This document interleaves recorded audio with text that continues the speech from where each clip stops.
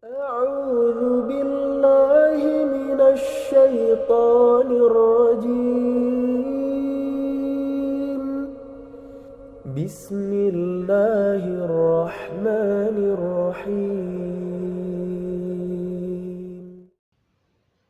Bismillahirrahmanirrahim. Para peserta daurah Arabiyah yang dirahmati Allah Subhanahu wa taala, kita akan melanjutkan materi i'rab yang ketiga, yaitu dengan judul al-harfu, atau kita artikan huruf ya. Di sini kita lihat pengertian huruf, ciri-cirinya dan pembagiannya. Huruf adalah kalimat yang tidak jelas maknanya kecuali bersama kalimat yang lainnya. Jadi kalau huruf itu menyendiri tidak ada makna, baru punya makna ketika bersambung dengan kalimat yang lain. Dan huruf ini tidak ada kaitan dengan waktu. Yang kedua, ciri-ciri huruf: satu, tidak menerima tanda isim dan tanda fi'il. Tidak menerima alif lam, tidak ada tanwin, tidak ada harful jar sebelumnya ya. Tidak ada qad, tidak ada sin, tidak ada saufa. Jadi tidak ada ciri isim dan fi'il, berarti itu bisa termasuk huruf. Yang kedua, tidak menunjukkan kepada maknanya dengan lafaz itu sendiri. Kalau kita artikan apa arti waw, ya punya arti itu ketika ada kalimat lain. Bisa waw itu artinya demi ya, waw qasam. Bisa waw itu artinya dan, kalau misalnya sebagai kata sambung. Bisa juga waw itu artinya mereka ketika menjadi dhamir. Jadi itulah yang namanya huruf, punya makna ketika berkaitan dengan kalimat yang lain. Pembagiannya: satu, dari segi memberikan pengaruh dan tidaknya. Ini sudah kita singgung di pembahasan ilmu nahwu ya. Ada huruf amil, yaitu huruf yang memberikan pengaruh terhadap i'rab kalimat lain. Itu namanya huruf amil. Misalnya inna, setelah inna dibaca fathah, innallaha, innal ilma. Berarti inna termasuk amil. Huruf jar termasuk amil. Ada yang atil atau ghair amil, yaitu yang tidak memberikan pengaruh terhadap kalimat yang lain, tidak mempengaruhi i'rab terhadap kalimat yang setelahnya. Kemudian dari segi kekhususannya, ada huruf yang khusus untuk masuk pada isim ya. Ini juga ada dua, ada yang amil, ada yang atil ya. Kembali lagi kepada pembagian awal.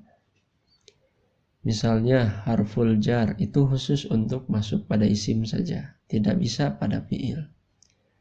Kemudian huruf yang menyerupai fi'il ya. Inna wa akhwatuha khusus masuk pada isim. Kemudian huruf nida dan sebagainya. Lalu ada huruf yang khusus untuk masuk pada fi'il, yaitu misalnya qad, sin, saufa, itu hanya masuk pada fi'il. Kemudian lam ya, adat nasab dan adat jazm, itu khusus masuk pada fi'il. Ada juga huruf yang bisa masuk pada isim dan masuk pada fi'il. Ini semuanya atil. Ini jumlahnya lebih banyak. Kemudian kita fokus membahas tentang huruf amil. Yaitu huruf amil itu adalah huruf yang berpengaruh terhadap i'rab kalimat yang setelahnya. Di sini kita lihat huruf amil itu ada 6. Satu, huruf jar. Tugasnya apa? Huruf jar itu tugasnya menjarkan isim setelahnya. Menjarkan isim. Sudah kita ketahui ketika disebut jar ada tanda jar, ada yang kasroh, ada yang iya, ya. Kemudian ada yang fathah. Jadi huruf jar ini menjarkan isim yang setelahnya, termasuk huruf amil. Contoh huruf jar: an, min, ila, fi, hatta, ruba, mud, mundu, hasya, ada, khala, kai, al-kafu, al-lamu, wa, qasam, dan ta qasam. Ini termasuk huruf jar yang fungsinya atau amalnya menjarkan isim setelahnya.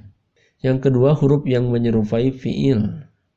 Apa amalnya, apa tugasnya, apa? Menasabkan isim dan merofakkan khobar. Tansibul isma wa tarfa'ul khobar, yaitu inna, anna, ka'anna, lakinna, laita, la'alla, dan la annafiyah lil jinsi. Ini yang fungsinya adalah, yang amalnya adalah menasabkan isim, merofakkan khobar. Yang ketiga, huruf jazm. Tentu tugasnya menjazmkan fi'il mudhari', yaitu lam, lamma, in, idma, lamul amri, dan la annahiyah. Ini masuk pada fi'il. Ketika fi'il dimasuki oleh huruf jazm ini, maka tugasnya menjazmkan fi'il. Yang keempat, huruf nasab, yaitu menasabkan fi'il mudhari'. Sudah terkenal ini ya. An, lan, idan, kai. An, lan, idan, kai. Kemudian sudah kita bahas di ilmu nahwu, terkadang an itu ada yang disebut an mudmaroh, an yang tersembunyi. Lalu yang kelima, huruf yang menyerupai laisa. Jadi dalam ilmu nahwu ada istilah huruf yang menyerupai laisa dari segi makna dan i'rab. Laisa teman siapa? Laisa teman kana. Tugasnya apa? Merofakkan isim, ya, dan menasabkan khobar. Apa ya saja yang termasuk? Ma, la, in, dan lata. Jadi kalau ada huruf ini, yang 4 ini, kemudian setelahnya dibaca marfu, dan setelahnya lagi dibaca nasab, berarti ini termasuk huruf yang menyerupai laisa. Yang keenam, huruf nasab untuk mustatsna, yaitu adatul istisna berupa illa. Inilah yang termasuk kategori huruf amil. Ternyata tidak banyak ya. Sisanya termasuk huruf yang atil, huruf yang tidak memberikan pengaruh terhadap i'rab. Nah, kita lihat praktek sederhana memahami huruf amil di dalam Al-Quran. Yang pertama, lillahi, ada huruf amil berupa lam harfu jar. Setelahnya dibaca Allahi, majrur. Fis samawati, fi huruf jar, as-samawati isim majrur, huruf amilnya fi.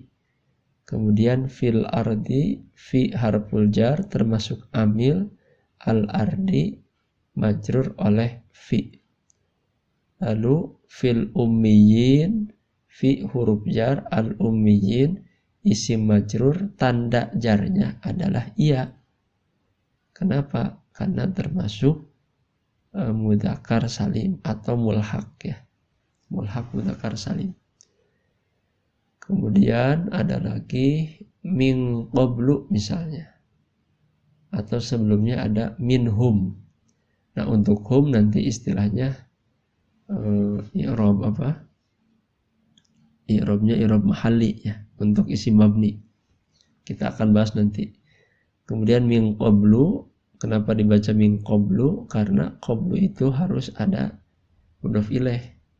Ketika dibaca min qablu, mudhof ilaihnya dibuang. fi dolalin ya, fi dolalin huruf jar termasuk amil, dolalin isim majrur oleh fi, minhum minnya huruf jar, kemudian lamma yalhaqu ini huruf jazm, yalhaqu fi'il mudhari majzum, bihim binya harfu jarin.